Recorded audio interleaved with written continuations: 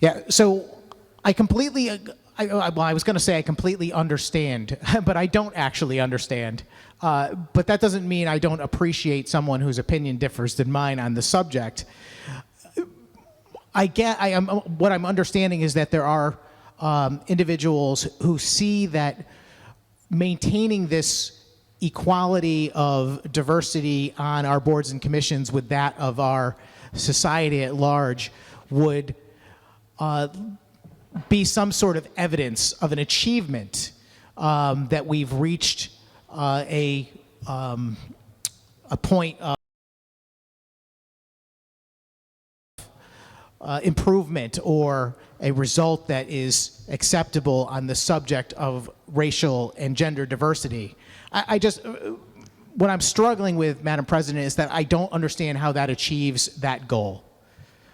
Because essentially, if you're achieving that goal by virtue of creating a policy that forces it to happen, I don't believe you've achieved any change culturally. And I think that that is what the goal has always been. I believe reading history and trying to study and understand folks that have fought for civil rights, for minorities and for women throughout history, their goal has always been the same, which was to have those superficial qualities ignored and to be judged on their merit. Today, there's a great deal of emphasis placed on the idea that because of someone's race or gender, their experience may have prohibited them from having the same opportunities as someone else. And I started by saying earlier that I'm sympathetic to that and I understand it completely. But I don't think that is a universal case, because you can point to examples of people of all races and or both genders that have had different experiences. There are people who have been born poor or with less opportunity, or rich with more opportunity of all races and genders.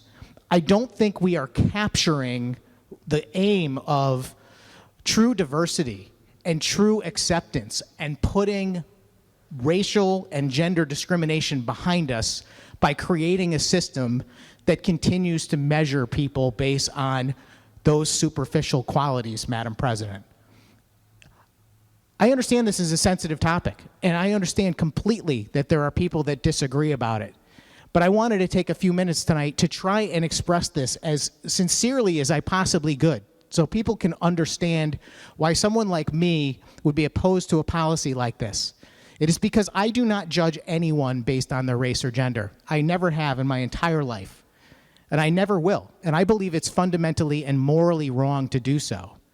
It doesn't mean I'm blind to the plight of any other person or willing to ignore our differences. What it means is that I believe that those things are not a measure of any of us. Race and gender are not determinative. We are much more than our race and gender.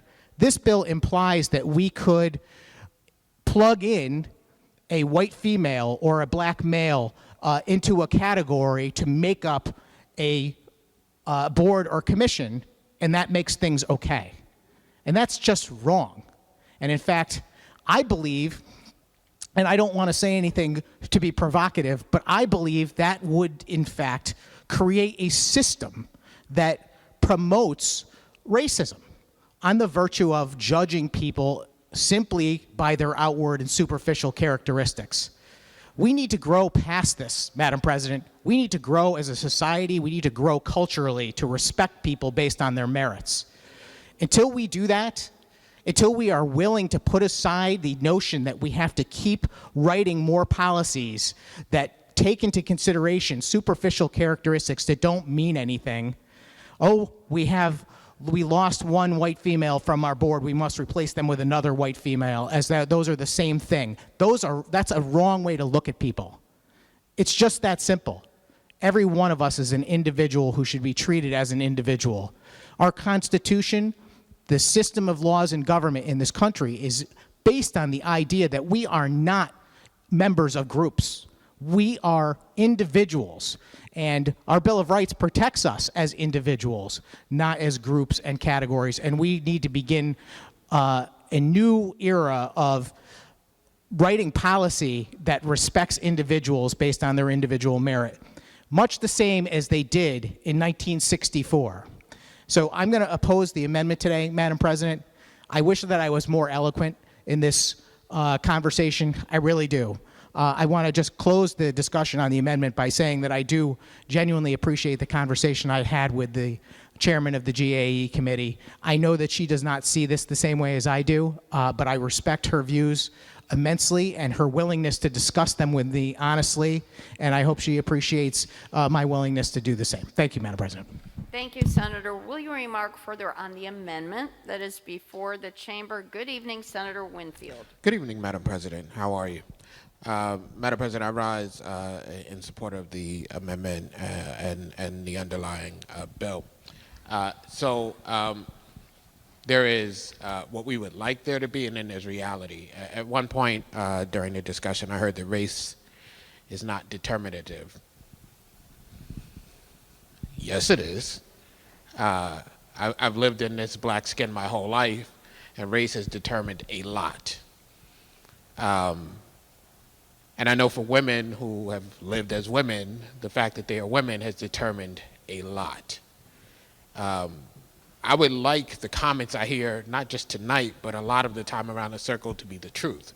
But the reality is that the fact that you are black, the fact that you are a woman, the fact that you are Native American, the fact that you are whatever you are matters. And it matters very much in this country. And it is not simply because we have a constitution, not simply because we have a Bill of Rights, that all of a sudden when people decide to, they wake up and things just get better. It's because we have, through policy, changed the way things work in this country.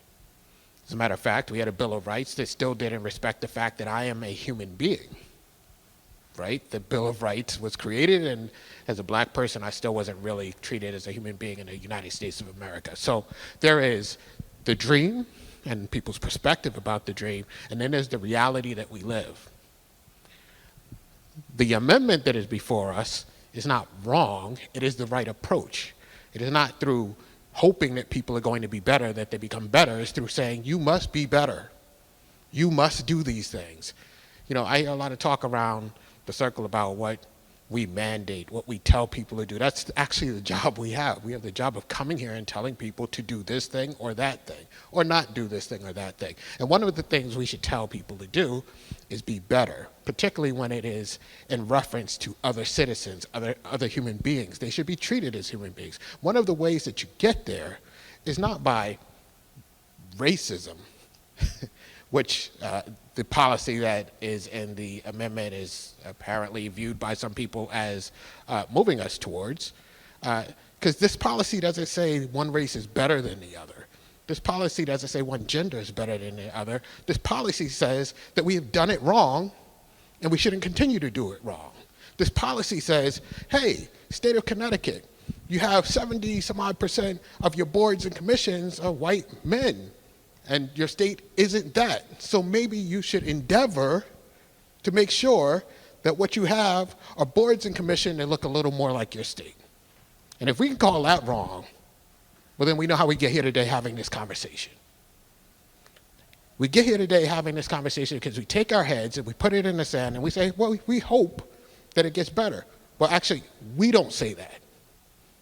The people that say that are the people who have the privilege to say that. The people for whom to say that it's okay. You know who it's not okay for? The people who this amendment refers to.